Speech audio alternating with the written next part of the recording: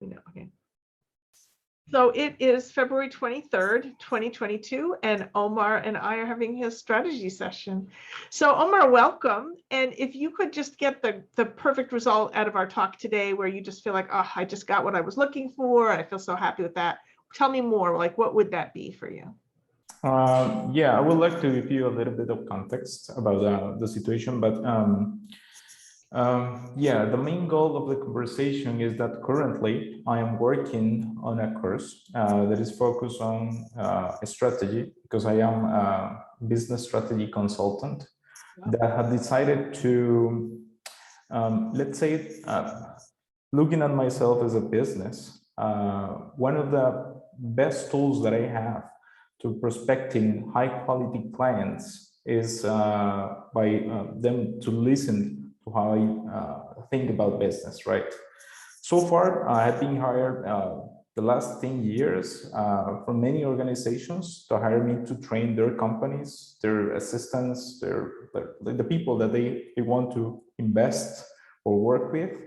And always my client has been these organizations, these companies, but now I want to connect directly to my audience, right? Through the courses. That is why I'm preparing a course, which is a masterclass course of 4 weeks that is going to be given live to my audience. And as always, as everything that I do, I want it to be not only as good as I believe it is in real, like in offline, right? But I wanted to understand how, like the state of the art of science, or how can I get this content, which is very valuable, and then I know it works, but how can I translate that in a scientific way to the online experiences? Because I have seen that it's very different. I believe that everything I teach online has the same effect as offline teaching, but I have my doubts after reading your book, right? Oh, yes, because I wanted to be more dynamic or more conscious of the kind of teaching or learning domain that I'm trying to teach in each of the lessons. So that's basically the general context of this, of why I saw so appealing this free consultation with you. And the main goal of the conversation is that I have some questions for you regarding, like, the main idea is this concept that you have of not to sell people the whole cow, right? yeah. Because I had been going deep and deeper in this area of a strategy for many years, that now I have the feeling that many concepts that to me are like obvious, like real obvious, when I see the people reaction, when I talk on something obvious, they are like, wait a second, I didn't know that. You know what I mean? It's good in one way, because it shows that you've got something new and something that, people don't know. That's actually a really good buy signal, right? But it's just, how do you then serve that up to them? Yeah, that is one thing. So I don't want to create this course for me, because I want to go deeper and deeper on my understanding of a strategy. It's more about connecting to the right prospects in order for them to make the decision that always happens with my clients. That is, this is the guy that knows how to do this. You know what I mean? It's like that's the prospecting process. It's like, this is the guy. We should hire him because it's completely different from the approach that most of the people. He is very practical. He's showing us cases. He's like, I understood what he said. Now we need to hire this guy. This is like the main concept of this. And this is pretty much my objective with the goal. It's so interesting because, the famous quote about Henry Ford is that he said if he had asked people what they wanted, they would have said they wanted faster horses, because they didn't know about a car. And so, and I feel like, you have a car, you have something that they haven't seen before. Yes. And so a big part of your teaching challenge is teaching them about what you have, so they understand what a car is, so that they know that they need to sign up for it. and then of course you're still going to have to show them how to get it and how to drive it and all that, but they won't be interested in that if they don't even know what it is. So this Exactly. is a challenge that innovators have, so which I think is a very exciting challenge to have, so okay, so do you want to go ahead and just ask the questions and then just take it from there, or Yeah, well, first of all, yeah, just I did have one quick question for you. I heard the word that jumped out at me when you were speaking before was you said you want to present things in a scientific way. And I just wanted you to clarify, if you were presenting things beautifully in the most scientific way possible, based on what that means to you, what would that be? that everything I said, all the principles, all the all the insights that I present are based on data, but not just data from third parties, but data of my clients or of the things that I do. So it's not an argumentation. Like, I believe that my work is like, I've seen it work many times, and that's why it's counterintuitive for most of people. Yeah. But when we contrast that, it's a lot like your book in that sense, Yeah. because when you think about it, it's unlogical, but when you see it from a scientific point of view and see the structures, you say like, of course, it makes sense. It makes sense. So I'm really glad I asked and you clarified that. So you mean the science that you've discovered, you want to present, it's kind of another way of saying what we just said before, take your unique system and present it in a way that people can't escape from it because the data is so clear. A good way to see it is that once you see these principles and you see it, you cannot unsee them. Right. You know what I mean? I love this. I'm so glad we're recording. So you have that, I'll send this to you afterwards. So you have that too. But I think that's brilliant and, should go on your marketing, Okay, that's great. But I'm not a marketing expert, but I just think that's very interesting. So do you want to go ahead and just ask your questions and we'll just. The main question that I have is, how do you, let's say that taking your example from the book, that you're building a house, right? And that house has stages or like floors. Yeah. Floors, yeah, right. And in each floor, you have these rooms, right? And inside the room, you have many things, right? But now I feel that while I am designing this house for my masterclass course of strategy, I did everything right in terms of the floors, but now I feel that maybe even one of the rooms can be a whole course.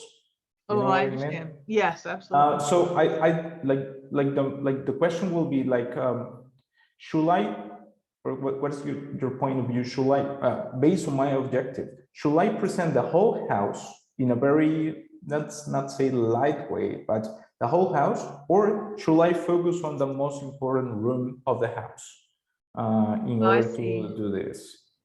So I know it's different without the context of the course as itself, but how do you make that decision? First of all, it's a great question. It's really a design decision, isn't it? In other words, you're saying, if you were taking pictures, you'd say, should I use a wide angle lens so they can see the whole landscape, or should I zero in on one flower so they can truly appreciate, the beauty of seeing something close up? So the thing with, and of course, as you've already clearly identified yourself as an innovator, you're forging a new path. You're not following paths that other people have created. So the question, the course design formula, I apologize for mixing so many metaphors, but we have to use different metaphors for different That's perfect. ideas, right? You're comfortable with that. So it's like an airplane control panel, the instrument panel of an airplane. So you have altitude, you have speed, you have, wind, the height of the wings, all different things that the pilot is controlling. You're the pilot in this case, right?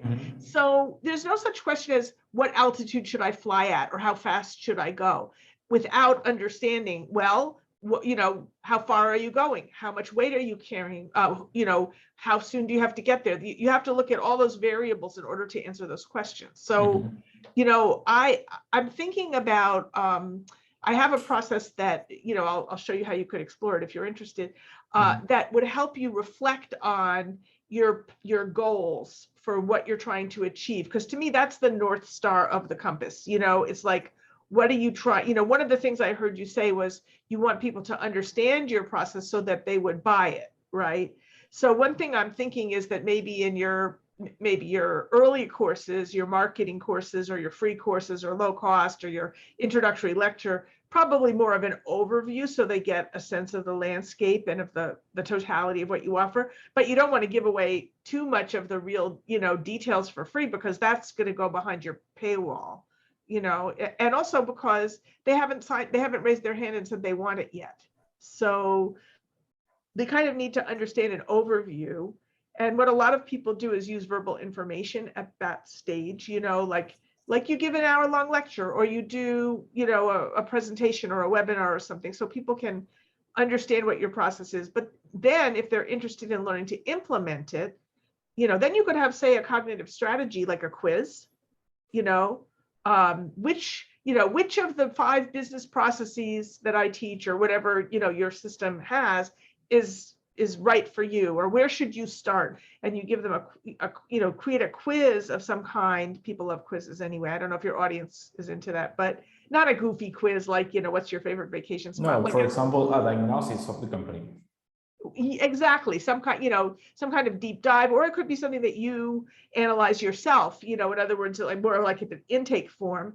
And then based on that, you would analyze, because it might require that. It might be above the level of artificial intelligence, it might be something that humans have to look at, but where you would get that input from them, and based on that, you would know, this is right for you. So then you would want to think, though, the quiz has to have endpoints, right?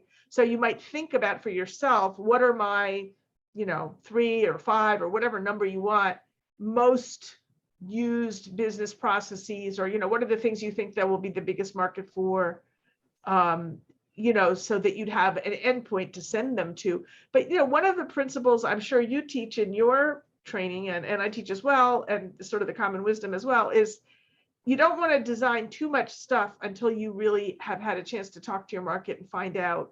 I agree.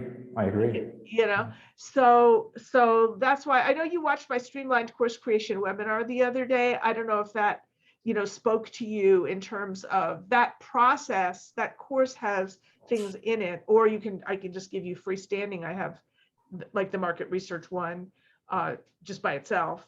And, that takes you down a process. I'm not an expert in marketing, but I'm more of an expert in helping you think through your own thoughts about what you want to achieve. So, because I think that's really, before you do any kind of learning design, you need to know, what exactly do I want to provide? As you know, that kind of changes as you go through the process. Who's it for? What's their starting point? What do they need to know? And once you've got, and then, what's the goal of what you're presenting to them? And once you've got all that lined up, now you've got your parameters, right? It's like an algorithm. You have to feed data into the algorithm before you can know, okay, this is the wind speed we're aiming for. This is the velocity. This is the height from the ground. So you got to input those variables. So the early stages of these explorations help you kind of clarify for yourself. Yes. Yeah. Yes. I have a question. Like, in your case, right?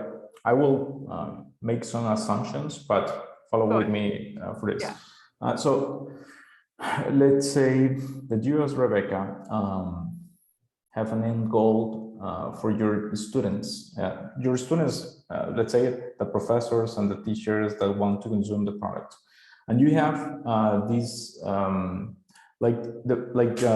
your ideal customer. But I'm not talking about like a good fit, but I'm talking about an ideal customer in terms of revenue, right? But in terms of the fit with your style, which is also very scientific, right? In this sense, absolutely. It can be, let's say, it could be a dean or a university, or like, I don't know, like that ideal person that you're looking. So in that sense, when you think about that, do you design, because you were talking about a funnel, right? But when you're, let's say it's kind of a design funnel for your mind more than a marketing funnel. I'm talking about a way to position, I'm more talking about the design process than later on, because you're such an expert in business that, you can't help but think that way. And that's Yeah. great. I mean, you could take these pieces of the design process and turn them into your funnel. Absolutely. But in terms, I was really just trying to address, how do you decide what to design? So it's, because design, the thing that you're designing that goes behind the paywall is kind of later in your funnel, right? So I guess in a way, we were just using two different ways of talking about the same thing. No, but I understand what you said. Yeah. Yeah. But what was your question about my ideal customer? I'm very intrigued by that. Like that, at the end, we have two options. The option is to, let's say, that and know that most of the people could be a cost, like most of the people is not a relevant customer for the product. That's a fact. But then you have good customers in which some of them will get the product, will get the content of the product and will understand. But some of them, like the high qualified customers, they consume other products. They know what doesn't work. They like, and they are very valuable customers because they know that they have a problem to solve that affects them directly in time and money, and like that very specific challenges in which, when I tell a business, like a business or a CEO in his face, without him telling me, when I predict what are the problems that he must be facing right now, like speaking directly to him, that most of the people won't understand because they are not in his position. But your ideal customer will understand. That click. Yeah. So the question is, do you advise to talk directly to that customer, even though we know that is not the mess of this, which is okay? I love the question. I love the question so much, and I'm so grateful that you're an expert on business marketing. And first of all, you made my day, because I was struggling with this question too. So I mean, I feel like right in this topic, can we just sort of talk as peers struggling to answer something? Okay, because I'm certainly not an expert on that, but I mean, I'll tell you what I've discovered is, like, I have my master course, my course design formula master course, which is a very high level mastermind, for people who are passionate about, actually, you or people who are like you, which there aren't many in the world, as you know, are the ideal clients for my master course. People who are innovators, who have developed their own unique intellectual property, and are very passionate about changing the world in some unique, specific way, so, and the master course is like $2,000, so it's a high-end product, but I mean, it's better. I hear from people that it's better than other courses sold by people who are probably better marketers than me, that are $10,000 or $15,000, just in terms of the amount of time and energy and the value that they get. So, but it's a high-end product, and it takes a lot of commitment from the learner. They come every week for 2 hours of class. They have an action plan for 2 hours, and I'm on my 6th cohort now, and I've got people who have been in from the beginning. I mean, because I offer them, that once they're in, they can come back. So I've got people who are really just getting so much value out of, learning the process and repeating. So, but that is not a scalable product. That is, I have had about, say, 10 new people per cohort, and it's very high intensity. So I want to make sure, if I had 1,000 people in there, it would be very difficult to provide the level of, value that we're getting with 10. Well, it's actually in class, I have more than 10, because I have returning students that come. So that's a wonderful product in terms of impact. It's scalable in terms of impact, because each of those people will go out and change their industry and change the world, which I love, but it's not bringing in, huge amounts of money. I'm very happy at the highest level of Maslow's hierarchy. I'm satisfied with my life, but that's not a sustainable business by itself. Same with coaching. I do one-on-one coaching, which could be, highly customized.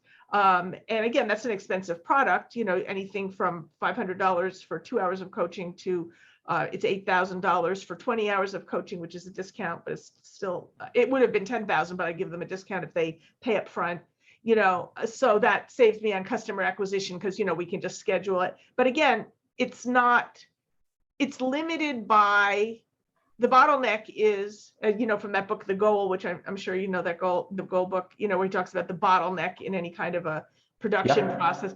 The bottleneck is, your time and energy as a coach, right? Or, how many students you can handle. So I said, let me solve that problem by creating a scalable product, which is my streamlined course creation course. You saw the webinar for it, right? Yes. So what's fascinating, so that course is fully scalable in the sense that I designed it to be like my 3-session coaching package. So the idea is that I've set it up that people can basically take themselves through it. And the people that I've had go through it, they self-identify themselves. And I'm still learning about that avatar.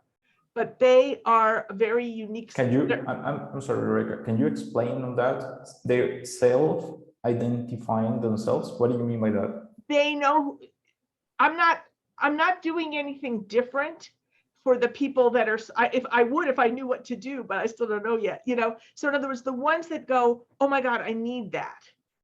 They know who they are and they recognize the product.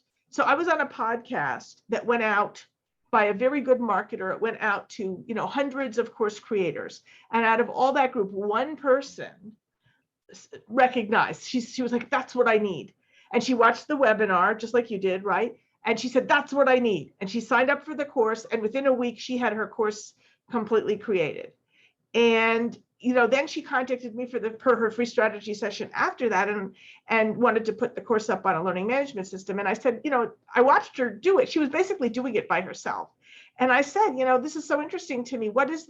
You're doing an amazing job. What is the value that you're gaining from having me right here? And she said that if I weren't there, she would be second guessing herself. She was looking for the validation. So that group is looking for validation that they're doing it the right way. And what their pain point is that they need to know how to outline their course properly using learning design best practices. Whereas my master course students are more open to options. They want to think about all the different possible ways they might do something. They're not like, oh, I need my course done next week. It's more like they want to learn how to create a course. I will They want to develop a teaching practice.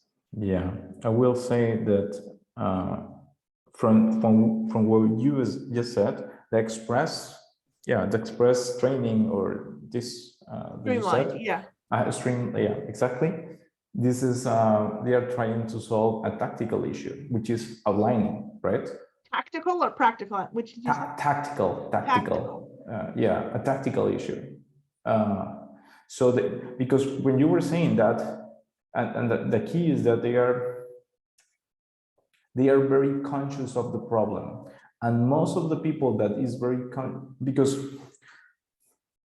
let me put it this way, because when you were talking, I was answering some things for me, but I explain you. I will think out loud a little bit, right? Yeah, I want to hear. I'm very eager to hear what you're going to say. Most of the people around, let's say, in every industry, it doesn't matter. Most of the people around the world are trying to solve things, right? But most of the solutions that exist are solutions offered by a specialist. When we say a specialist, this is people that develop an expertise in something, right? And they translate that expertise into a tool that solve a tactical issue, right? So let's say tactical issues as, in my field, like negotiation, right? Inventory management, or I don't know, communication. All of those things are tactical issues, right? As you said, outlining. And I noticed that because everyone that has a tactical issue is is aware of that issue, because it is his life or her life, right? I'm going to put it in the chat because it's so important. I'm going to just put it there. Yeah, I communicate every day, and I have to create these plans, and I have to, right? Or I negotiate every day. So it's a fundamental part of my life. And that's why I am aware of the problem. And that's why tactical solutions, which are very, like, let's say, very specific to the person or to the problem, to the tactical problem, are appealing to people. And what I see is that what I just learned from what you said is that you transform what you do in a tactical problem, which is outlining, right? It might, I think this is a hypothesis, but I think that that is a problem so common in people that are designing courses, that outlining as itself, as a circumstance, could be the name of the course, right? Maybe, I don't know. I'm just, it's a hypothesis, but outlining as it is, right? But that said, this is because it is a tactical problem, right? If we go up and think of not the tactical things, which is what most of the people do, right? And we think in that strategic. Okay, so strategic is the next level up, right? Yeah, because you have, like, let's say, imagine a pyramid, right? And you have tactical in the middle. In the lower end, you have operational problems, which are related to efficiency and productivity. And then you have a strategic that are related to choosing, which is completely different. It's not tactical that you have in the middle, which is designing things, but right like at the top of the pyramid, you have the strategic, right? It's like deciding, designing, delivering.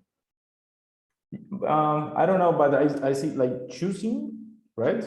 In the yeah, you can translate that better with me, like, but I'm thinking about business, but it's choosing, right?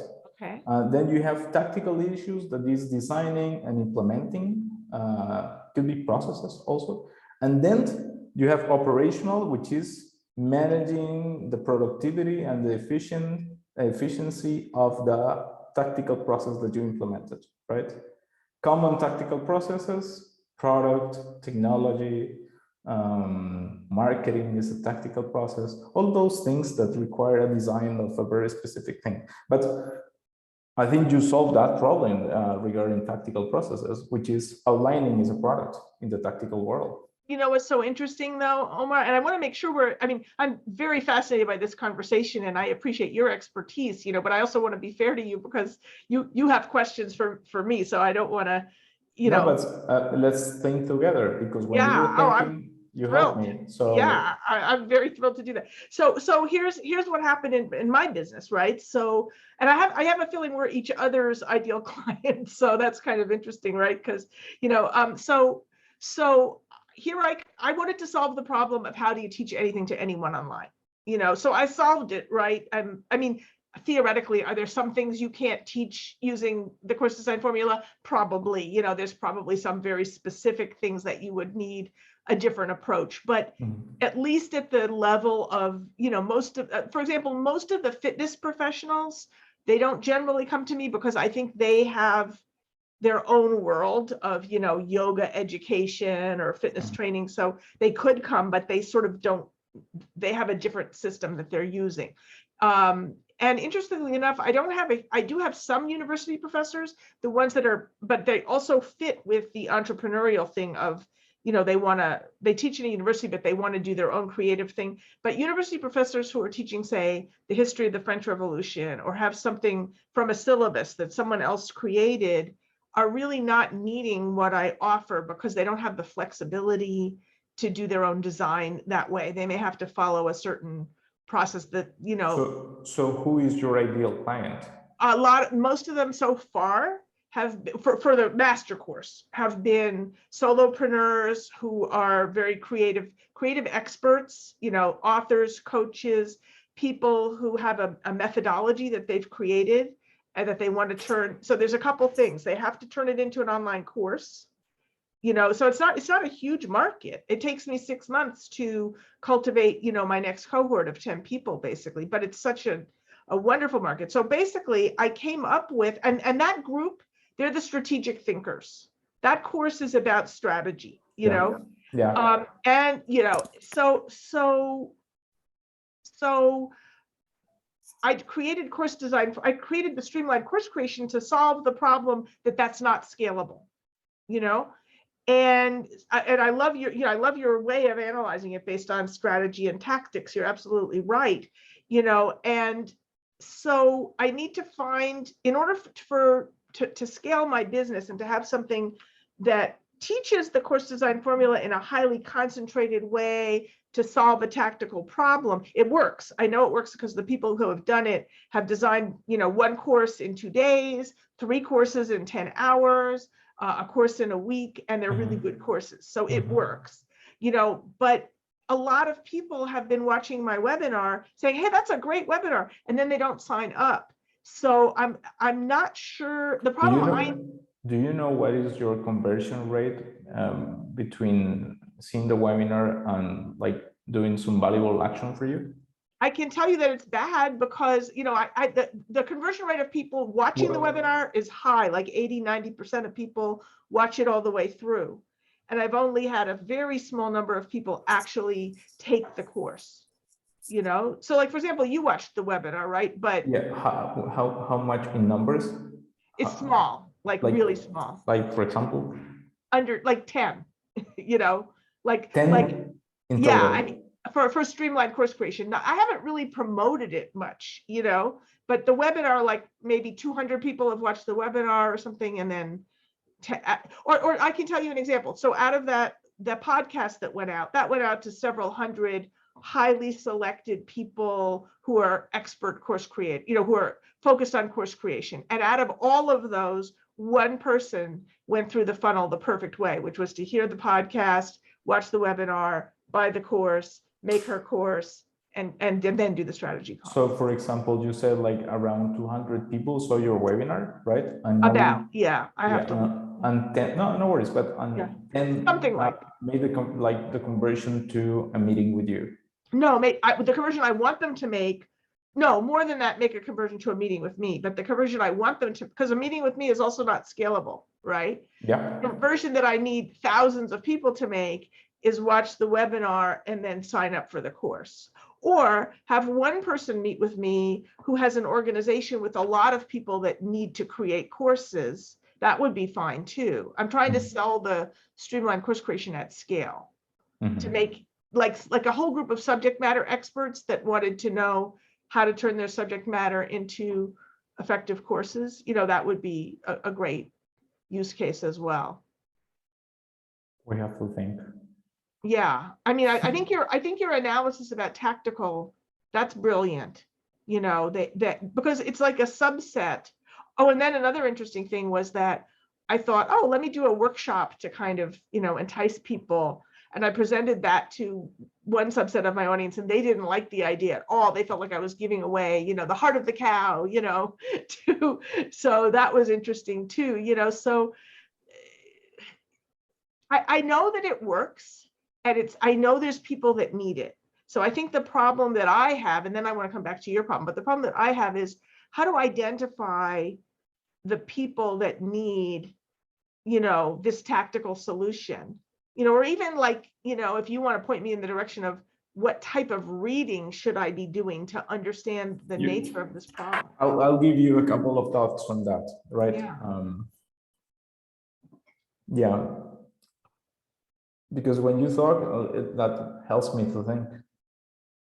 That's the same thing happened with your book when I was reading it. Yeah. So yeah, so the thing with this is that if you think about yourself as a business, which is the thing that you do that I like very much, which is very interesting because you see yourself as a company, as a product that can scale. Let's say that let's use the example. From the strategic part, there are 2 places that you, or 2 main answers that you want to answer, right? Which is, where should I play and how should I win, right? Where should I play in terms of for example, valuable questions for you will be, what industries should I center into, right? What customer segments, but not like this general definition of my customer is someone from 25 to 35. That is bullshit. That doesn't work. It's based on the circumstance that they are trying to solve. One example is outlining, right? I have a problem. It doesn't matter your age. It doesn't matter anything else. Outlining is a problem, right? Which is... I just had a brainstorm. Can I share my brainstorm with you? Of course. So my master course students want to learn how to teach. You know, teach in general or teach online. Some of them are professors, they've been teaching for their whole life. Others have never taught, but in the master course, I basically teach you how to teach, literally how to teach anything to anyone. And what they're telling me is they've learned how to teach in an elevator. They've learned how to teach at a workshop. They can run an academy. They can teach anything, which is, considering they learned that in 6 months, is pretty amazing, right? You know, so that's the master course. But a lot of the streamlined course creation people already know how to teach. In fact, I think someone who already knows how to teach is a very good customer for the streamlined course. But what they need to know is how to outline. They need to know something very specific, which is how to do the outline for their online course.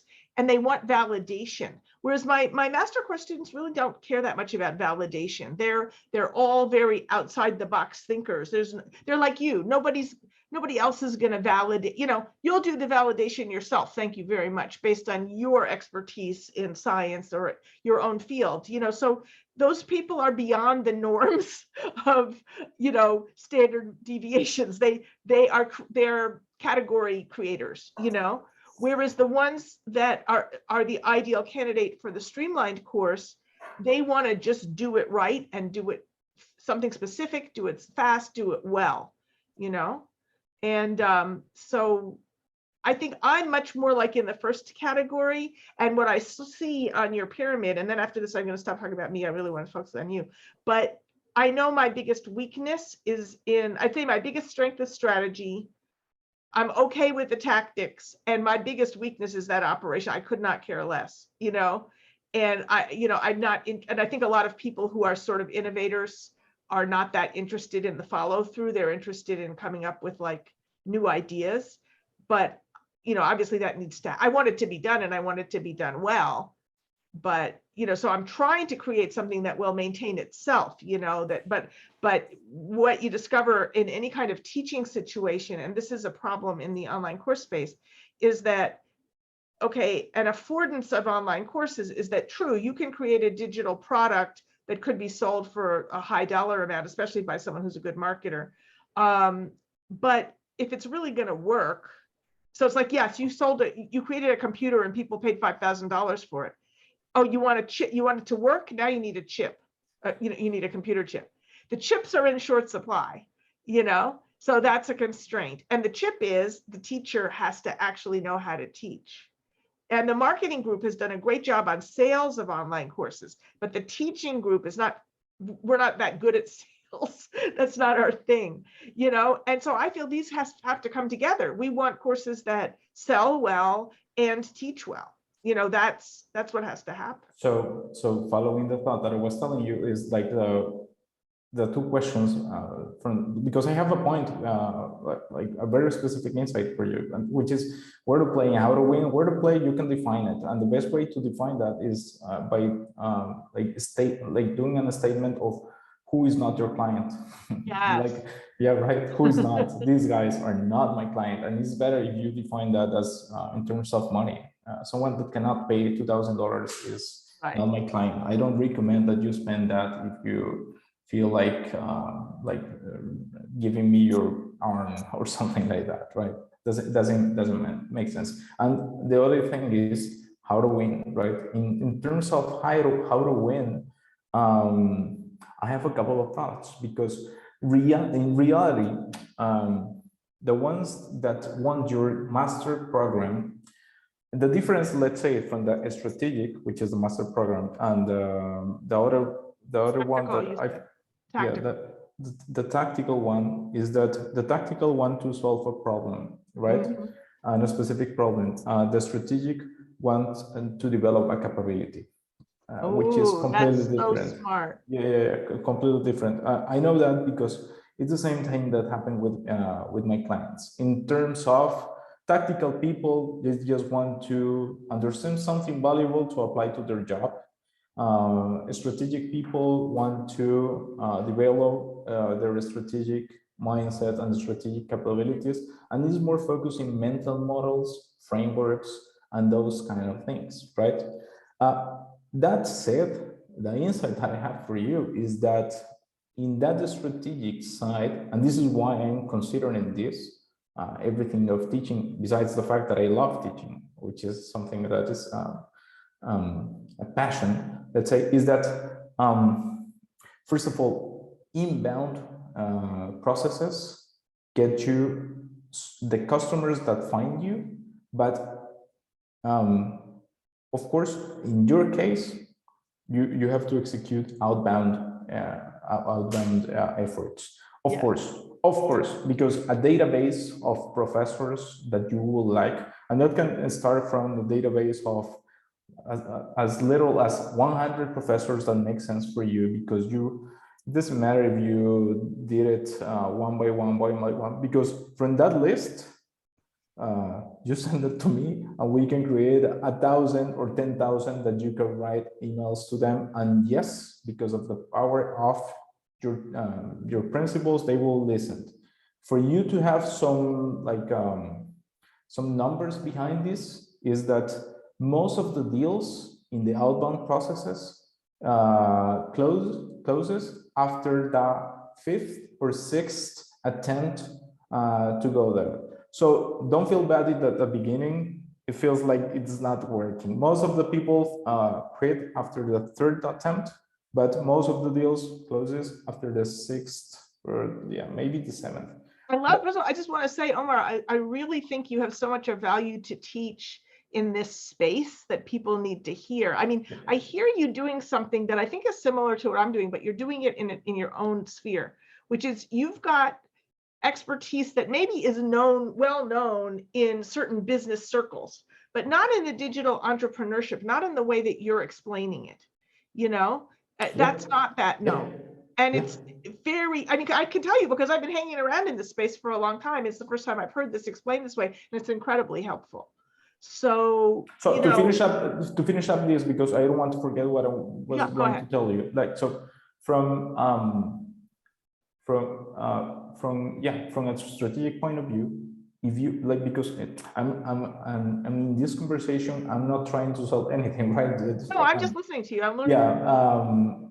And the focus of this is that if you have that list of prospects, of 100 prospects or 50 prospects, you can send me and I can share that with someone that can build a database because of the sakes of helping educators. This is like the way that behaves this circle, right? And you can get a really good database that you can tackle those mails to it.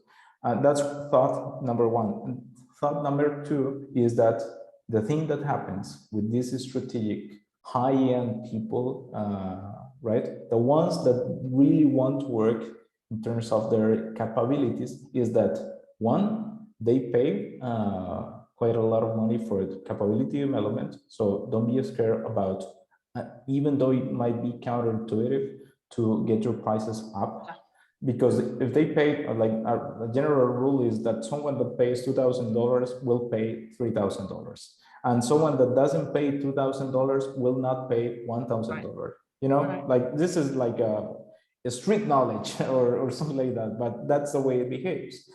But the second thing of this is that many of these people are like just buying the course to access to knowledge to make one decision, and that is my business, which is I need to hire Rebecca to design this whole thing. And you say like this doesn't scale. Well, it doesn't scale at $2,000 a month, but it might scale at $50,000 for the design, the complete design of that. So yes, Rebecca, for the kind of knowledge and the scientific way that you create this, of course, I know that many organizations will pay this because it's very valuable. And that price ticket, I don't know if it is 50,000 or 30,000. I don't know. That's your that's something that you have to solve. But of course, because it's not intuitive, like the way the prices go. And the last thing is you should read a book that I will send you. It's called The Curve. Maybe you read it. Who's but it it's by? I don't know. I'll send you an email with it, the Amazon link. Yeah, it will be very valuable for you. But now back to me. Yes, back to you. And one thing I just want to reiterate that I think that the way that you present things, I mean, it's like you're hearing a market for my stuff, you know, in kind of the world that you know. I'm also hearing a tremendous market for your expertise, you know, in the way that you're presenting it in the world, which is kind of bringing in a higher level of business strategy, you know, and understand what you do. What like, because this is very useful that now that you heard a little bit of how I think, which is pretty much a representation of my models and everything else. Yeah. But what will be your advice in terms of the course, in terms of teaching, based on what you heard? Because I know that you have some thoughts, general ideas regarding this. So I'm telling you what's coming to me that I think would be, and also noticing sort of like what was very engaging and made me go, whoa, my goodness, I need to talk to Omar more, you know, or learn from him. So if you had a quiz, you know, of like, where are you stuck in your, you know, phrase it a better way, but you know, what resonates for you? Like for me, it would be like, you'd phrase it like, is your problem, you'd create the quiz to lead to your problem is strategy, your problem is tactics, your problem is operations, right? And then, so that's a cognitive strategy, the quiz. And then you have a high level solution, not the close up of the flower, you know, an overview. People need to understand what it is that you offer, as we said, right? So you probably just verbal information like, here are some, and you're also, one thing I've learned from watching sort of how, hang on, I need to get my assistant to show you something. This is Babushka. She's my virtual assistant. Okay. So this is representing the different levels of a course, right? So, you know, these come up.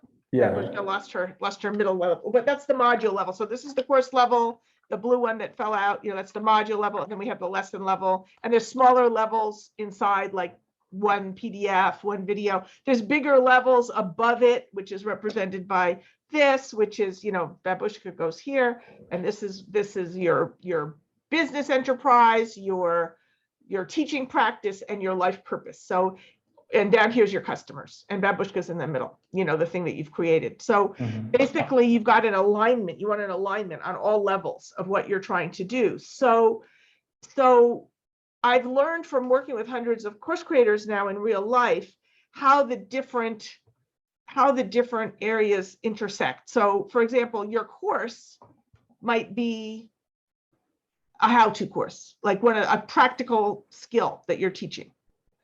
But maybe your business is about mindset change. Maybe the purpose of your business is to help people change their attitude and behavior about how they approach sales and marketing. I kind of hear that. I don't know if it's, you know, I can't make that diagnosis so fast, and I wouldn't want to be simplistic, but you know, like mine is mindset change. You know, I want to change people's attitudes about learning design, right? So the right way to do that is first talk about what doesn't work, then talk about, and that's because people could always choose to stay stuck in what doesn't work. And then the second section of that is what does work.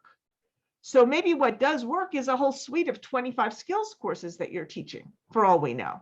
You know, it could be, right? But you've got a whole, you know, zone of what does work. And then if you're changing people's mindset, you also need to provide long-term ongoing support, which could be, you know, your mastermind, your high-level coaching, your, you know, some kind of support services that you offer long-term, so that people don't just pay lip service to the idea and then, you know, go back to the way they were before. And then of course you need role models, which is going to be your successful other clients or or, you know, examples from the field, or your own story, or, you know, whatever, or their own vision of themselves in the future could be a role model. And then the other one is helping them find their why. All this is mindset, what I'm describing, right? So, and I just wrote a couple blog posts I'll send you about mindset. So with mindset, you know, that whole second section of here's the right way to do it could encompass, you know, multiple skills or multiple smaller mindsets or cognitive strategies about learning how to learn what will work for you and what won't. So, you know, the domains of the domain of the large outer dog. I'm sorry, can you repeat that part of the middle that you just said? Can you say it again, please? Okay, so let's say that your business is about producing mindset change. Well, first of all, is it? I mean, I'd rather use Yes. It's a combination of attitude, which is mindset, as I understand, plus cognitive, which is the other one. So which is bigger? Is it more important for you to help people learn how to learn something, or help them? Which is the bigger doll, the cognitive or the mindset? Like the ultimate purpose of your business? That's a very good question. The strategic course is mindset. I think so too. I think you have a way that you want to, you know, help people change the way they do business, right? So somewhere maybe in your, so now we can bring in the funnel idea a little bit. Maybe part of your marketing is here's what doesn't work, or you're getting in touch with people's, maybe not you telling them what doesn't work, but them telling you what isn't working for them. You know, like they need to know, as you said, they need to be aware of their pain points. Something's not working. If everything's fine for someone, if I'm not hungry, I'm not going to go out and buy food, right? I agree. So, you know, what is it that's not working for them? And that may be a cognitive strategy that they need to learn. Like you just gave me some insight, you know, maybe what's not working has to do with the area of, you know, tactical implementation or something like that. But you don't get into the details of how you do it yet. More like, what are you trying to do? So you want people to understand what's not working for them, because they could keep doing that. That's a choice. If they're going to change, they're going to have to get out of their comfort zone. And you know, nobody likes to do that, right? So then you're going to show them what would work better, which is your system, your whole methodology. So maybe in an early stage of your program and your funnel, you're just going to keep it at a 35,000 foot high level view, where you're just going to tell them about what works. And at the end of learning, you know, maybe an hour-long presentation or your webinar or a book that you write, at the end of it, they could tell you about it verbally. They could describe it. You know, they will be able to state, here's what will work better. They're not yet going to be able to implement it though. You know, just like with my book, right? My book is verbal information. You read it, you could tell me a lot about the course design formula, but knowing how to actually apply it to your own specific situation is not easy, you know, and that requires, you know, more. So in that case, you know, again, you may need cognitive strategies where you diagnose or help them, give them techniques that help them diagnose, here's what's not working for me specifically, you know, and here's my guidance from Omar on which of the methodologies that he teaches, which tactic would help me implement my strategy better. And then you teach them the tactic. So it's not a problem to, let's say, mix a couple of learning domains into one class, for example. You're always going to mix them, but what people need to be clear on, and this is the most difficult concept in the whole thing, is the concept of scale. So in other words, you must have one learning domain for your course as a whole. Otherwise, you can't structure it. That's why you asked me the question, is it a mindset? That's right. Well, actually, I was asking you about your business, which is bigger than your course. Yeah. So would it help if I give you a concrete example from my business and then we can do yours? Yes. Okay. So my business is about mindset change. So I have a way for people to talk about, you know, their struggles, what's not working for them, whether it's a strategy call like this, whether it's send me an email, whether it's come to my Saturday meetings, which are free. You know, there's no paywall in front of talking about your pain points, right? Because something's got to bring people in. Yeah. And then in terms of what does work, I'd say a lot of that I'm giving away for low cost or free as well. You know, I've got the book, it's $20 or $9.99 if it's a Kindle. I've got, you know, I do lots of stuff for free. Where I put the paywall is a cognitive strategy of learn how to learn to apply the course design formula to your specific content. And that is private coaching or the master course. And, you know, I'm trying, like I said, I'm trying to sell the tactical thing, but I haven't, you know, figured that out yet. So then other parts of mindset change are provide successful role models. So having, like, say, successful students who've been through an earlier cohort come back and serve as role models for new students is really effective. I didn't consciously plan that, it just worked, you know. And another one is find your why. Like, see, most of my students, you said the people need to know what their problem is, right? My students, one of the qualifying things is they have to be very passionate about changing the world. That's one of the things that brings them in. And then the other one is just the long-term ongoing support. They have to know that you're there for them. So does that type of structure for on a business level that's above your course level, you could have any number of courses in there, does that sound like the kinds of things you want to provide in your business? Yeah, with one exception. Tell me, that could be very important. Yeah, because let's say the higher level of, no, not the higher level, but yeah, the peak of what you said is the change in mindset, right? Which is the strategic product that you have, which is the capability development at the end, right? Which is the most difficult one, but beyond that, have a product, which Tell is me. That's what I was saying to you. Like at the end, you like I love to teach strategy. I love to do that. I love to give people frameworks. But one thing that I can tell you is that it's more difficult to teach a strategy than to do a strategy. You know what I mean? Like, yes. But at the end, my goal, let's say my selfish goal, because it's not only because of money that I do this, but my real goal is to connect with that really complex, complicated strategy challenges that need to be solved, right? That is, and in that, I know that I can charge anything because the problem is not the price. The problem is how to fix this problem, because there have been many consultants, many people, and the company has like a public company that needs to solve that, and they don't know how to do it. And I can teach them all the frameworks, all the things, but no. The thing is, how do we frame everything in a different angle to actually accomplish the results that we need to do? And that is hiring me. Of course, that I can do in the best case with 2 clients at the same time, because my head is so like intensive. It's intensive, and it's a year of work.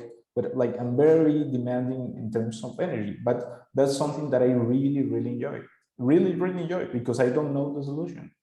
So that's all the way up here at your life purpose or your teaching practice. It's even above the way you're going to structure your business. Yes.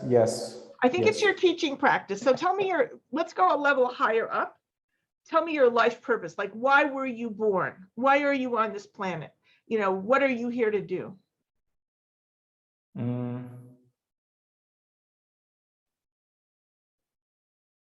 I'll tell you a couple of things that make give me joy, right? To try to answer that question. There are 2 things that I enjoy the most, besides being with my family, right? Which is something that I love. To solve complex problems and to teach to intelligent people. Those are the 2 things that I love the most in my life. I do it for free. It doesn't. This is your passion. I think this is a hypothesis, but I think your business is more about cognitive strategy than about mindset change. It's about helping people learn how to solve their problems. what to learn how to learn, to identify their problems and solve them. So when you teach a cognitive strategy, so let me tell you the structure of that and tell me if this resonates with Yes. you. It is, first of all, you're going to teach them the strategy. The strategy itself could be any domain of learning, but the main thing is you're going to teach them the strategy. You're going to support them in practicing the strategy. Yes. And support them in getting feedback on how well, and that could be feedback from you, it could be their own observations, could be some kind of data instruments you have for them, that are very detailed. I'm wondering if maybe your system that you came up with now here, I don't want to get confused. We're using the word strategy in more than one way, right? I don't mean strategy like you said about strategy tactics. And I mean a cognitive strategy for a way of learning how to learn, where the problem is and how to solve it, like you were kind of doing for me. And I loved it because no one else has done that way. And I definitely need that help, so I definitely see the value in what you're doing. So if an organization or an individual is stuck, you want to help them understand where they're stuck. And it may be something that, like you said, they've had 100 consultants in there before and no one's, everyone's looking at the leg of the elephant, the head of the elephant, the ear of the elephant. You're the only one that can see the whole elephant. Yes. Yeah. So, and it might be a different kind of elephant for everybody, but you have an ability, this is your gift, that you can help them understand what this obstacle is or what this needs to change. And then you help them. So does that feel like the way you would? I'm sorry, Rebecca, but you're saying that at the level, like the maximum level business is a cognitive strategy? For you. Yes. For you. Yes. Below that is. Well, then we have to think about, in your case, that would be, and by the way, so again, I'm just hypothesizing about the levels. I mean, Garnier came up with something that he called an enterprise. And so I'm talking about the enterprise level, which is your business. Yeah, that's your business. Above that is your teaching practice, which you do with your kids, you do with your friends, you do in an elevator, you do in the supermarket. It's you as a human being, as a teacher, So, and then above that is like your whole life purpose, why you were born. So we're looking at the enterprise level. So it sounds to me like at the enterprise level, it's about cognitive strategies, helping people learn how to learn what will make their business work better, how to optimize their business. Yeah, is a cognitive strategy related to developing capabilities? A cognitive strategy is about, it could be anything. It's learning how to learn how to do something better. A capability. Okay. So it could be as simple. So also there's simple cognitive strategies. Like how old are your kids?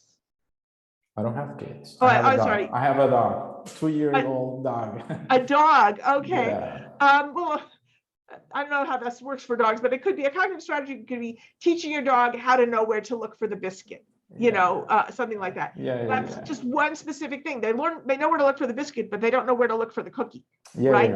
If you want to teach them how to know where to look for things in general, anything, you're going to teach them how to look for the biscuit, how to look for the cookie, how to look for the ball. Okay, now it doesn't have a smell, so now they're going to have to learn, so eventually they're going to understand the principles of how to look for anything and find it, and they're going to have a lot of different practice. So let's say you're teaching math, right?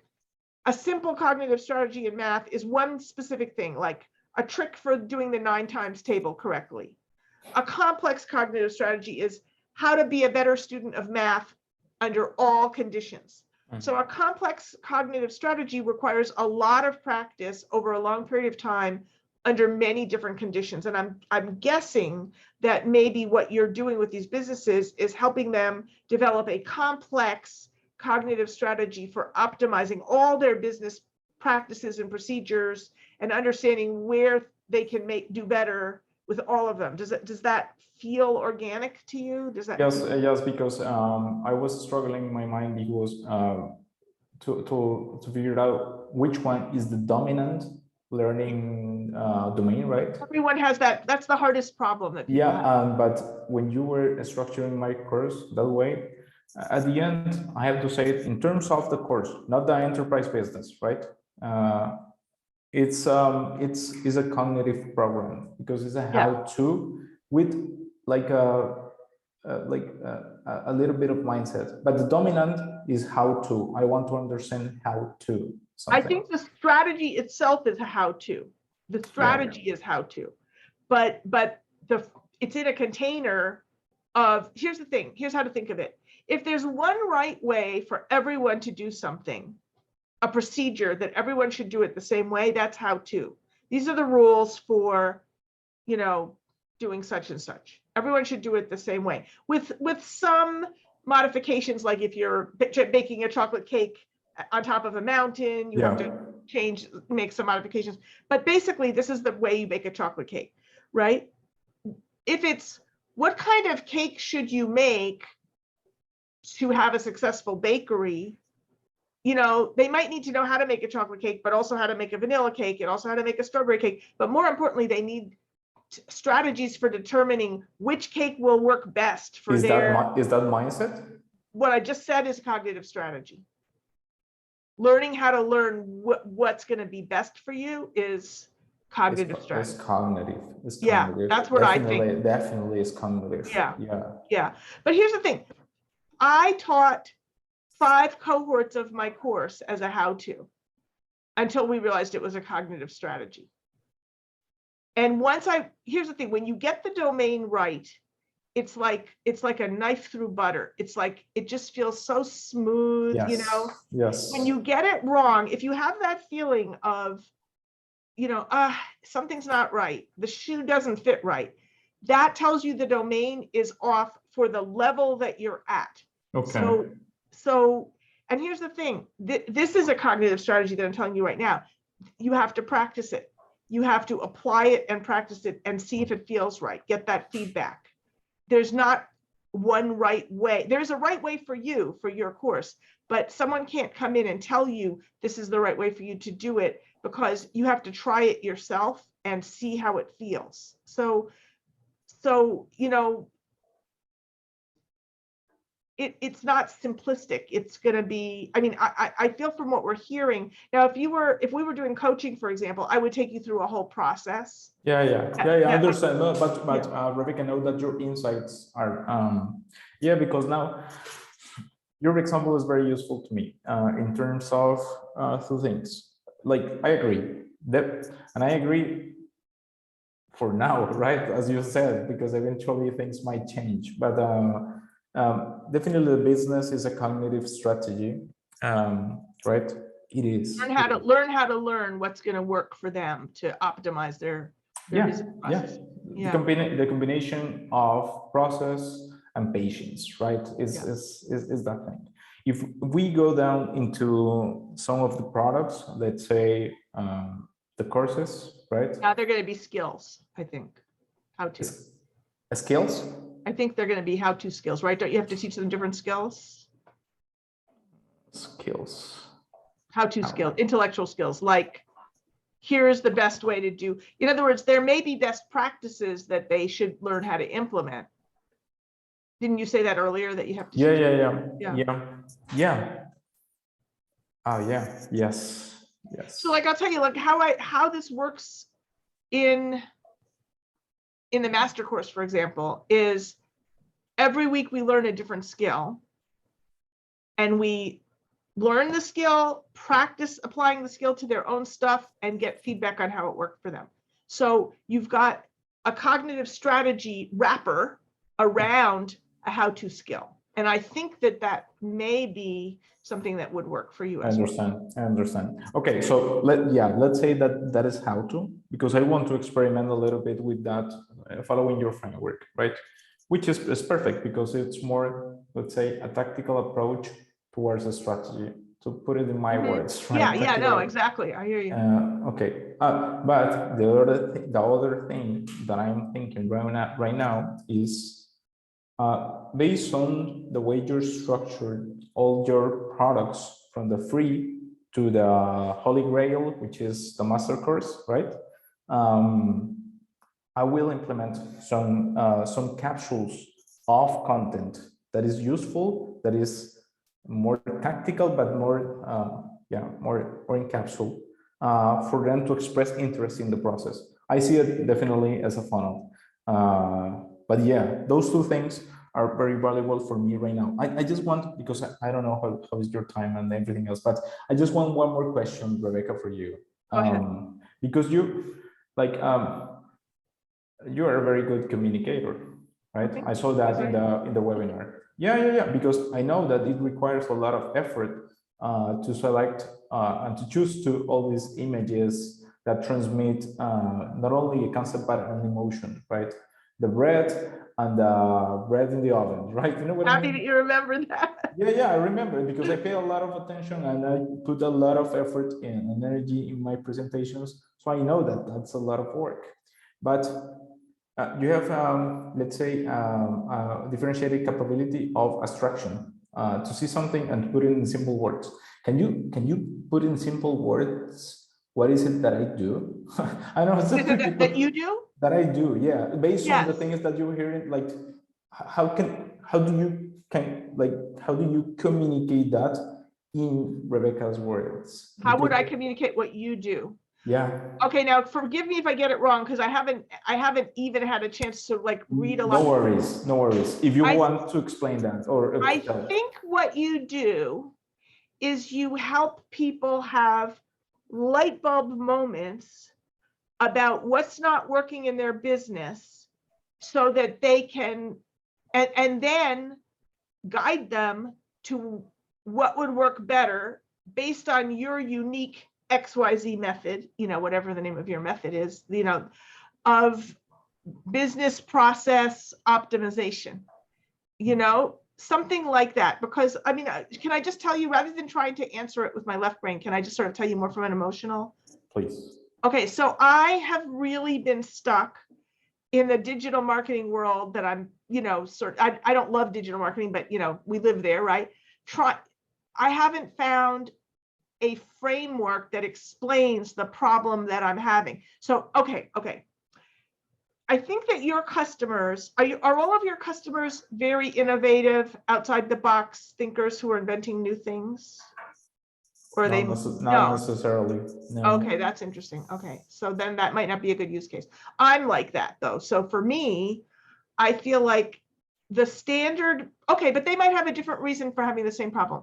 The standard, everything they've tried hasn't worked to Yes. solve their problem. Yeah. They have some kind of business problem and they've tried all the good advice that's out there. They have done everything that money can buy. Mm-hmm. You know what I mean? Mm-hmm. Like, and they still have a problem. Yes. Yes. They felt the pain of not having. Yeah. I mean, I created everything. It's not scalable. I said, okay, let me create something scalable. I created it. I know my webinar is good. The few people that came by that are the right people have bought it, but I don't know how to, and people are telling me ways to solve it that I hate because, it sounds very time consuming and inefficient. Have individual meetings with 100 people. I feel like, no, I need to zero in on exactly the right person. So I think part of what you probably do is help people find targeted solutions. Yes.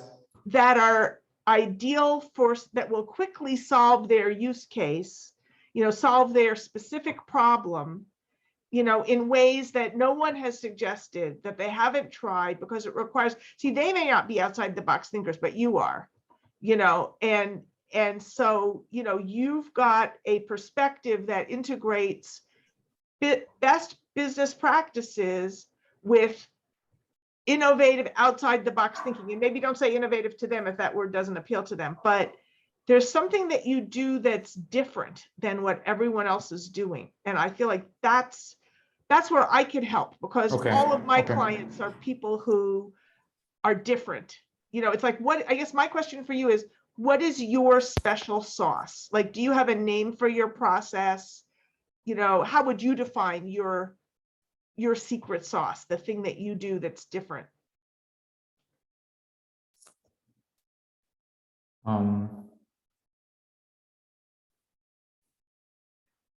I can explain it from you said the right, no, the left. Yeah, any way that works. No.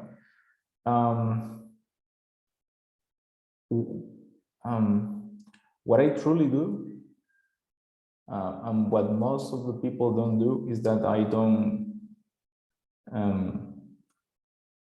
this might sound a little bit weird. I love it. Go ahead. But I don't go for the answer. The answer comes to me. If I have the patience to wait, that's it. And I wait, and I wait, and I wait, and I wait, and I wait until the answer presents itself, and I just like bring all the cases and the data and the conversations and but eventually it's not something like sometimes it no, or most of the times it feels like I just waited enough, right? And most of the people just were in a hurry to show off that they have answers, and I just said like, no, we don't know. No, that's not it. No, we don't know. We don't know yet. We don't know yet. We don't know yet. That is the angle. So first of all, you don't miss the right solution by prematurely grabbing the wrong one. That's one thing. You know, you were able to tolerate the uncertainty and the ambiguity involved in waiting for the right answer. That's one of the things. The other thing I think you're doing probably, remember when I asked you what's your highest life purpose, you didn't answer that. But I think that's your highest life purpose. Like you're waiting. My highest life purpose is helping people connect with their highest life purpose. So, you know, you're waiting for that wisdom, which is coming from above you and above them. And you're hearing it. You're receptive to it. You create this receptivity to that higher purpose of their business. And then because you've built this whole alignment, you know, you have a way to translate that into concrete, practical business terms. You know, so you're like the business whisperer. You know, you're you know that term, the dog whisperer, or the you know, you have this intuition. I'm the same way. It's like I have this intuition. I don't know you know, some of it is mystery. And like I'll show you. So I feel like if I was giving you homework, I don't know if you would like this homework or not. So you'll have to tell me. Be honest. If you hate it, you'll tell me. No, please. Okay, so this is the first book that I wrote, right? Hello World, Meet Mother Rebecca, the autobiography of a fictional Victorian know-it-all. So this is, Mother Rebecca is me if I were 200 years old and actually knew everything. This is my face, but it's some lady's body from the 1800s, right? Okay. And the thing is, I wrote this book first, and it's about sort of my life philosophy of teaching and what I learned, and not just about teaching in a classroom, but life as where we learn our lessons and how we translate them. And later people said, oh, that was so brilliant. That was branding. I had no clue about any kind of branding. I just knew that I needed a way to show up in the world and say, who am I and why am I here? You know, and what I find is if people love Mother Rebecca, they don't have to read the book, but if they resonate with this, they're part of my world. Where if they go, what is this silliness? I'm about regulatory compliance. You know, they're not, they need something different, you know? So I feel like if you wrote a book like that, you don't have to actually write it, but if you wrote a book like that, tell me, like, what would it be called, and what would be the point of your book? Your own version. About you. It's something that I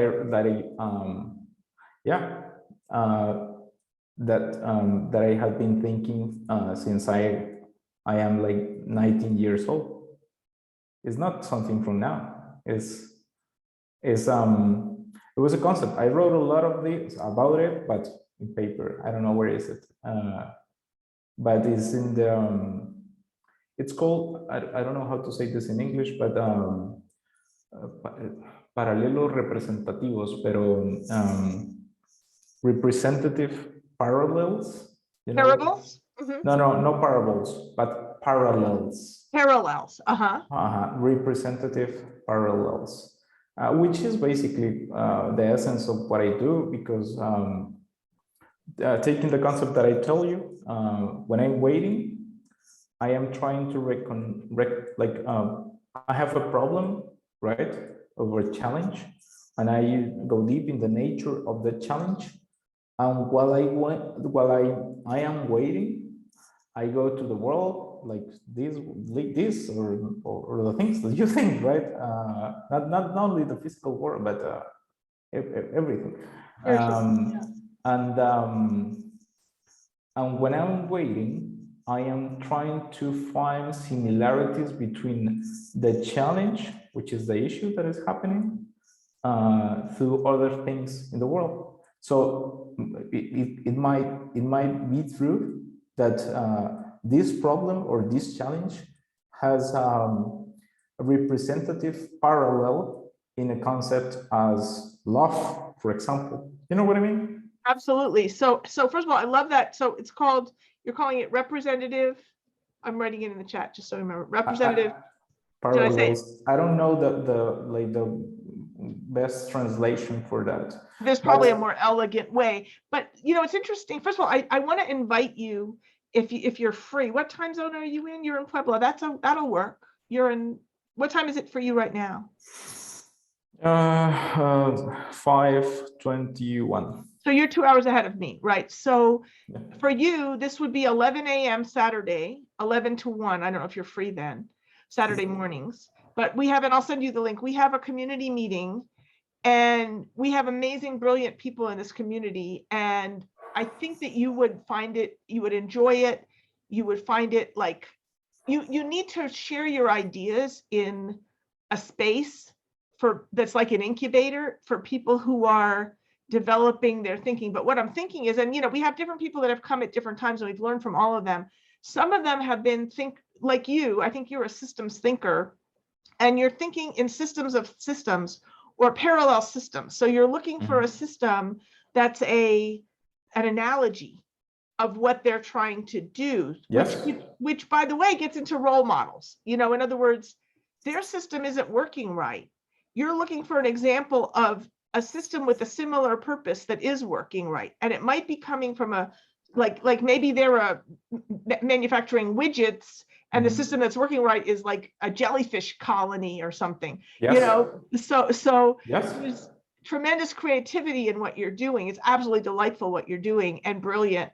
And nobody else is doing that, And so I think, when we have something that we started thinking about when we were 19 years old, and probably before that, but when you were 19, you had the ability to sort of start formulating it. This is part of your life purpose, of helping people. You're making connections sort of in the mental substance of the planet in ways that, will bring light, like you're building pathways for light to connect in the mind of humanity, and the specific landing points of that light are, they say if you have a relationship to a problem, you have a relationship to the solution. So you have to find the people that have the problems, because they're the ones that are motivated to do the work to bring through the solution. And then you're helping them bring through the solution, which brings it through for everybody. Once you bring it through for one person, you bring it through for everybody. So this is like your mission, on a higher level. And I think maybe you should write the book, even for yourself. And, by the way, I mean, this is not like a bestseller or anything like that, but I understand you did it for yourself. Yeah, but also for some people, this book has really been important for them, and the thing is, I wrote it and then I hurled it to the ground in disgust and said, this is unpublishable. And it sat in a drawer for a year. And then one day I pulled it out and said, oh, this is actually pretty good. I just need to change a few things here. So there's something about here's the thing. I know that aspect of your work there's a difficulty in reconciling it with the kind of very data-driven business world, but you're connecting things. But you can only help people in the business data-driven world because of your, ability to go into that other sphere of thinking, and because they've tried everything in the business world and it hasn't worked. Yeah, you have solutions from a higher frequency range for them, but there's always that anxiety of like, oh, are they gonna think it's nanu, they're gonna you know what I mean, like, and what I've discovered, of course I don't know what you mean, because it sounds like weird, what exactly. I mean? Yeah, so you have to have, so one of the things I'm hearing, this is a mindset thing for you, is you're the only you on the planet. You were created to do something very special. And if you don't do it, it's not going to get done. I'm talking to myself as much as I'm talking to you. Yes. But so, and here's the thing too, like if I don't solve my scaling problem, I can't do what I'm here to do. And your customers all have important things to do. And if they don't solve their business process problems, they won't be able to provide the service that they're here to provide. So, you have a very unique function you're like the oil in the ecosystem that's finding all the places that, the gears are not turning properly because the system's jammed up, and you're putting that oil of insight and understanding and, that makes it flow better and makes it work better. So it's very important what you do, and I came back from the Middle East in 2012, and I had started wearing hijab, and I never really had an online presence. I was terrified. I was like, how am I going to show up online? I don't want people all in my personal life. And you're very good at it. You're really good. I started with that. Before I even knew what my business was about, because I said, I have to have a way to show up, and so I don't know if you've seen my Instagram, but on my Instagram, well, I'll show you something that'll really crack you up. It comes from my Instagram, but hang on. So Instagram, I'll just show you, like, the reason I want to show it to you is that it starts with something that's just kind of branding, or again, I never think in terms of branding. I don't even like the concept, right? But it was just, how do I show up, and it had no real business purpose. So this is my Instagram for Mother Rebecca, and all it is fashion looks. So it's very constrained. It's just many different every day, just take a picture for years, So it's just fashion, and I give them all names. So I have one that I had the Alebrijes. Did you see the movie Coco? Yeah. So I have an Alebrijes series where I was like, okay, how can I put the most outlandish, combinations together, like the Alebrijes? Yeah. Like this is, I think, Alebrijes. This is Alebrijes. I had a corporate series, and then I turned it into, let me show you something else. So I just did this the other day. So this is a business use case. Again, I wasn't planning any of this, but you have to get in touch with that, that same thing that you're doing for other people, I think would be important to do for yourself, which is, and maybe you've already done it. I don't want to tell you to do something you've already done, where you stand receptive to the solution. And then when it comes through, you say, so I guess I have to ask you that, like, what system in the outer world are you comparable to? What are you like? I don't know. I don't understand the question. What do you mean? So if a business person came to you and said, I'm struggling with how to present myself, right? And you'd say, oh, well, you're like a unicorn, it's very rare. So no one's seen a unicorn. So you have to explain what it is first. And, or you have to tell them it's like a horse, but it has a horn, or, so what are you like, or maybe you're like nothing, like, no one's ever seen you before. So this is what I did with that. It's hilarious. It's like Meet the Team. And this really hit a nerve. Yeah, and I see it. Oh my God.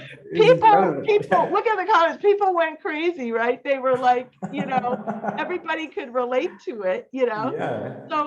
So anyway, that was just a fun thing. But my point is that I think one of the things that's holding you back now, this is me going beyond just course design coaching. This is my mother Rebecca coaching. Yes, please. Because again, my highest purpose is helping people connect to their highest purpose. And I see what you're doing, and I think it's so valuable. I also feel that I need your service, because I'm very stuck. If I don't solve this problem, Omar, I can't do what I'm here to do. Mm-hmm. I have to solve it this year, actually, So, yeah, because it's like I've created something that works, but I don't know how to find the people, and I don't trust all the common wisdom about. My intuitive gut feeling is none of that's going to work. It's going to be a huge waste of time, and I know that I need something different, but I don't know what it is. Yes. So the fact that somebody shows up, and I think, God basically puts people in each other's path, when it's the right thing. It's like, and that's your specialty, is helping people. So, I mean, to me, that's I think the answer to the question that you asked is, how would I define what you do? Is you help people solve problems that, okay, they're problem aware. They know there should be a solution. They've tried all the solutions, and the solutions don't work.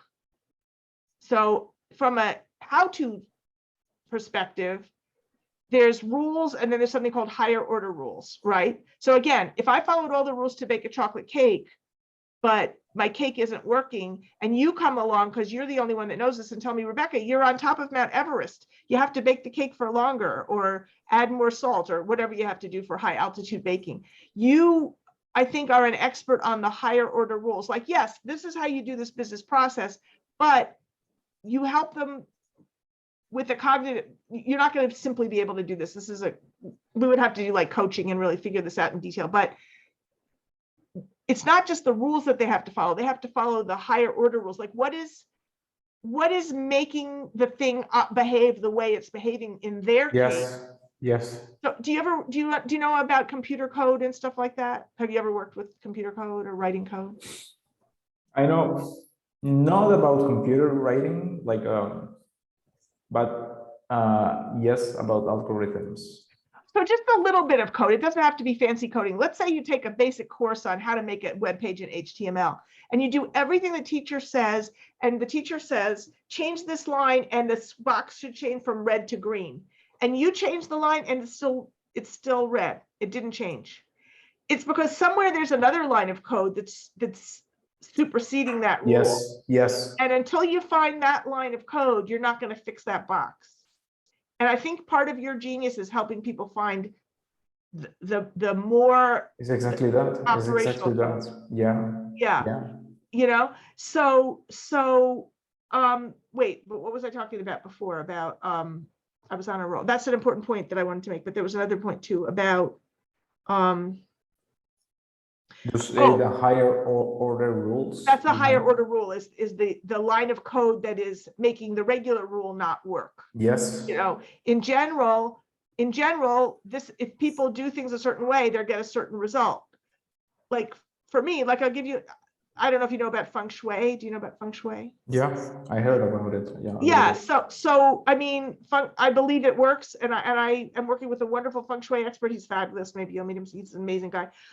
And I'm doing everything right, and it's still not working. So somewhere there's a higher order rule. We may not find it. Maybe we're not meant to find it. It might be some promise I made to God, you know, but I'm not never going to achieve this or that for whatever reason. But if you're doing everything right and it's still not working, you know, there's something more powerful. And then the question becomes, is the more powerful thing supposed to be there? Don't mess with the code. You know, yes. It's like, or can I tell you something? Like, yeah, because when you speak, it helps me think. it's a weird feeling, right? No, that's maybe, normal. I'm used to that. Yeah. And I love this conversation, but I have a meeting. Like I need to let you go. I know, but it doesn't matter. It won't happen anything if I stay here a couple of minutes more. But yes, exactly what you said. Exactly. Like I cannot, like it's very in my experience, I'm being a mirror of the world. Most of the people don't understand, and you understand. Yeah. You know what I mean? I know this is a problem that you face also, right? Yeah. Your domain of expertise is like deepness of thought can be confused by like superficiality, because it sounds like so deep that you talk about time and people think that you're talking about the clock, right? Yeah. You know what I mean? Like, it's not that what I'm thinking. We're talking. But everything you said makes a lot of sense to me. I would love to, let's say, I have many insights for this. For your context, I have been resting for 3 years. This is no joke. The last 3 years I've been resting. The way I see it was like just hunting. I have my wife. She's an artist, and and we said like, what is the goal, the targeted goal for the year that we have to make, right? Mexico is a really good and comfortable country because it's cheap, right? Yeah. So we said like that. So I go out and hunt, and once I have that, I just come back and rest. And I that love it. happened. Yeah. But because before that, I was traveling so much and doing many things, and lots of conference, lots of many things that I didn't make sense. These 3 years that I rest, and yes, it sounds like a week might be enough, but it's not enough when you're tired. These 3 years allow me to make a couple of decisions, which is I love to be a professor, and I love to be like, I accepted that. It's like getting out of the closet, but I was denying that I was a professor. I understand. You know what I mean? You know what I mean? It's your calling and you were fighting it. Yeah. And I was like, no, of course not. I'm not. Yes, I am a professor. Yeah, I hear that. And I am, and I enjoy my life so much by accepting that, because it's wonderful. who I am. It's who I am. And second of all, I like to solve complex challenges. Yeah. And I took the decision from December to now to start sharing to the world the things that I do, and the models that I write, and the things that and the best way that I decided to do this is by, I know that eventually those problems, those challenges, and those people that are at the, let's say, I won't say this in an unhumble way, but that are at the level of the solutions I can provide, will get to me if I keep talking to the people and I keep sharing. So that, to answer that, like this thought or this question that you have, what is my channel? Like, expose these ideas to the world. And I believe so much that teaching is a very interesting way to do that. And your model, everything you built, like your funnel and your tools, and believe it or not, are very useful to me, because I saw the substance of that, and you helped me so much. And that is comment number one. Comment number two is, Rebecca, is that I find it very valuable, not only what you said, but who you are.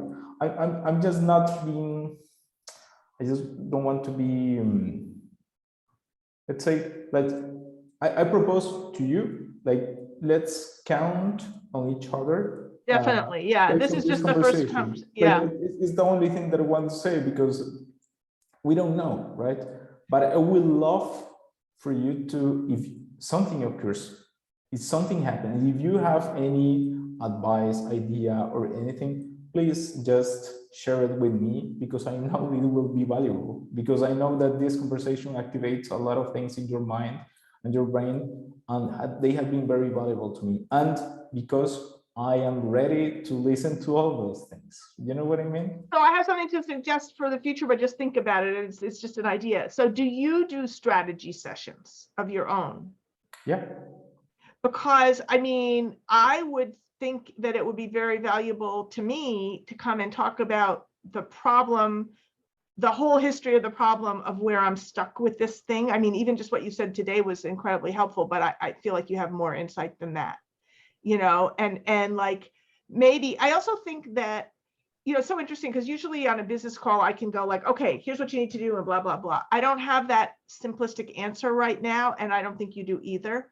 You know, it's more like, you've got your systems that you've spent your lifetime developing, and I've got my systems, and there's a value to them synergizing over time. Yeah. And I think it has to be a long-term process, you know, with various business structures that evolve over time. Like, I think it'd be great. And if you want to invite your wife, it would be lovely if she wants to come too, you know, to the Saturday meeting, you know, at least she could stop in and say hi, you know, see who these crazy people are, you know, but I don't know if she's a teacher. It's for people who are teachers, you know. So does she teach through her art? No, she does it for herself. She's a pure art. She used to be a nutritionist, but decided that wasn't the thing that she wanted to do, so she now focuses on art. On her art. Okay, well, this is for people who are passionate about teaching. But so if that's any part of her life, you know, then she's more than invited. Yeah, or just to see who we are and say hi. But it would be great if you could come and meet people, and just because I feel that it goes beyond me. It's not just me, it's the community, you know. Okay. Yeah, I mean, I don't know if you've had a like-minded community of people who are, there's not a lot of people like no. you. So And like you, the same. Yeah. yeah, so and that's how everybody feels in this group. So, you know, that's what makes it a very special group. And we've been sort of just supporting each other throughout the pandemic, especially of like how to survive and thrive with online courses and online business, and Okay. you know, and our mission of what we're each here to do. So I think, you know, that you would enjoy it. But I also think that the evolution of your thinking needs to happen in community. That's kind of what I'm thinking. Like, Okay. people need to, and not just here's your product and service and here's who you're going to serve it to, because that's more of an end point, right? But there's a just like the same process that you apply where you don't shut things down too fast. Do you know what I mean? Yeah. You know, that by the time we're ready to serve a package of something, we've been through, do you know, like the Cynefin framework, you know, of like things emerging from chaos, and then there's like complexity, and you know, by the time you get to this is clear and obvious, this is what we're going to do, you have to have sort of given yourself enough time to explore those higher levels. And so I kind of feel like, you know, shutting things down too fast doesn't, it lands us on a solution that's the wrong solution. And that's what you're an expert on helping. I think first of all, I also think everybody in the community would be very interested in what you're talking about. Yeah.